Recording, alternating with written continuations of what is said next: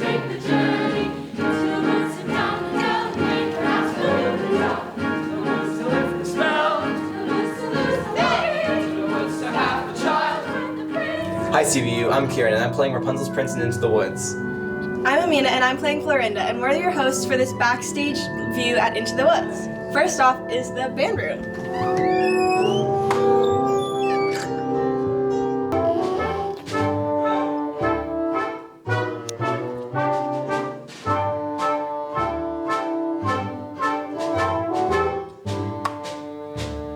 Up next, we're going to take a sneak peek at the back hallways of the theater. Up first, we're going to look at the prop room.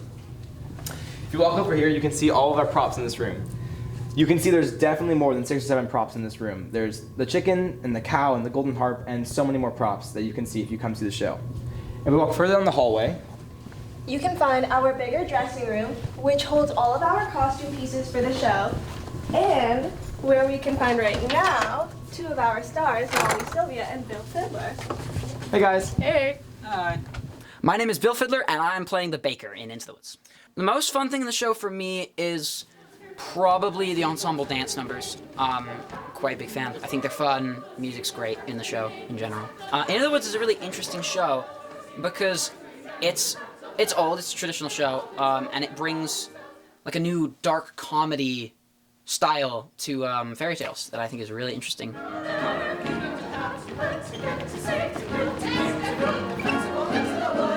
My name is Molly Sylvia, and I play the baker's wife. I'm also co-head of hair and makeup. For my character, I have this song called Moments in the Woods, and it's really fun for me because there's a lot of like humor in it and a lot of breaking the fourth wall, which is just so fun. I'm Marin Walsh. I am playing the witch. This role is definitely a challenge, but it's really exciting to play this role, and this character has a lot of depth to her, and it's really fun, and her songs are really great, and she has a lot of great acting things, and yeah, it's really fun.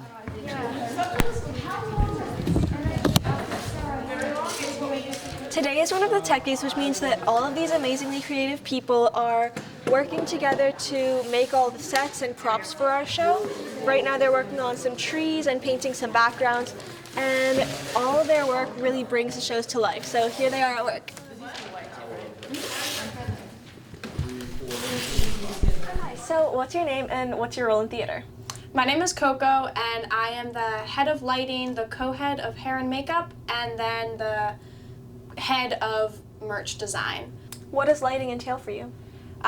With lighting, we work with EVD to design the lights for the show, and we do a lot of our work during Tech Week, the week right before the shows, during Q to Q, and we work with her to get a sense of what she wants for the lights, what colors she wants, where she wants them, and in Tech Week we make sure that we see where the actors are and we can get them lit properly, and we really just bring the show to light with the colors and the, yeah. Yeah, so exciting. My name's Olivia. I am head of sets, I co-head running crew, and I co-head stage management. And what do those roles entail for you? For sets, it mainly means that I oversee all of our general tech kits, which involves building the sets, planning them out, making everything come together, and really just bringing life to the show. Stage management is more on the actor side of things, so it involves a lot of making documents, filling paperwork out for people, phone calls home when people don't show up, taking attendance, all the menial tasks like that. Hi, what's your name and what's your role in theater? I'm Theo, and I'm co-head of sound this year for theater. What does sound look like in general?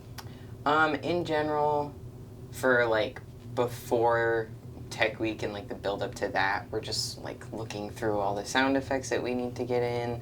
This year we have like a whole spreadsheet of all the sound effects, and we have them all like paid for, which is great. And usually we'll search for a couple and then just like figuring out timing, and then during Tech Week we like look at the actors and their projection and like everything about that and their timing, and we figure that out.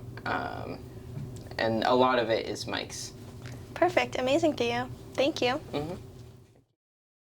Hi, Vidi. Thank you so much for doing the interview with us. Thank you, Moran. It's my pleasure. Oh, shucks. Can you tell us more about the musical and what the plot is about? Absolutely. So Into the Woods, which is one of my favorite musicals, is kind of a mashup of a bunch of fairy tales. There's Little Red Riding Hood, Cinderella, Jack and the Beanstalk, Rapunzel, a little bit of Snow White and Sleeping Beauty thrown in at the end, and then some fairy tale characters that happen to occur in a bunch of fairy tales like witches, wolves, giants, ghosts. And it really centers around really a baker and a baker's wife, and they are hoping to have a child. But in order to get this child, there's been a curse that's been put on their family because of something his father did. So they have to undo this curse. So they need to go into the woods because this witch placed a curse on them, and they have to find 4 objects. And these 4 objects are what kind of bring the other stories in together. I don't want to give it all away, but they might cross paths with Cinderella and Little Red and Jack and the Beanstalk in order to get these objects to have a child in the future. Oh, wow. Yeah. And while they're there, what's beautiful about this story and which makes it really brilliant, Stephen Sondheim wrote the lyrics and composed it. James Lapine wrote the book. And it's so cleverly done that even though it's fairy tale characters, it's very complex.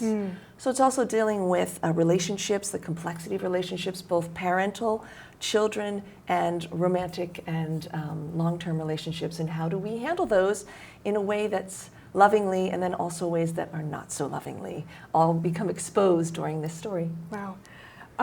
Would you say that the show is more targeted towards adult members or kids? It's a great question. My youngest son watched it when he was 8 and loved it because there's a lot of humor to it. There are iconic characters that you're familiar with that I've just mentioned, and a lot of the sophistication of the story is done in a subtle manner. So there is some death.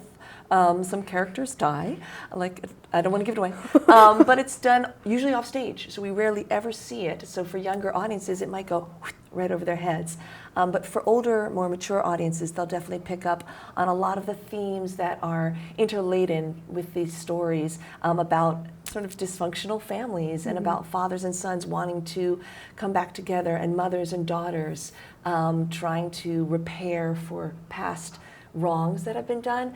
That I think will go right over the heads of the kids, and they'll laugh at the princes, and they'll laugh at the wolf, and they'll laugh at wonderful fairy tale qualities to the story. So I think it's applicable to both, I'd say ages 10 and above. Great. What are you most excited for audiences to see? So much of it. Visually, I think it's going to be really exciting. Our crew has done a phenomenal job trying to recreate this forest right on the stage with a lot of detail, love, and care. I also think the music is so complex and stunning and beautiful that I'm excited for the audience to hear that, absorb it. And we also have the largest cast we've had in many years. We have 40 cast members on stage and a lot of crew that have come together to bring this magic to life. So I think that's going to be visually stunning and exciting as well. Great. Thank you so much, EVD. And tickets are on sale now.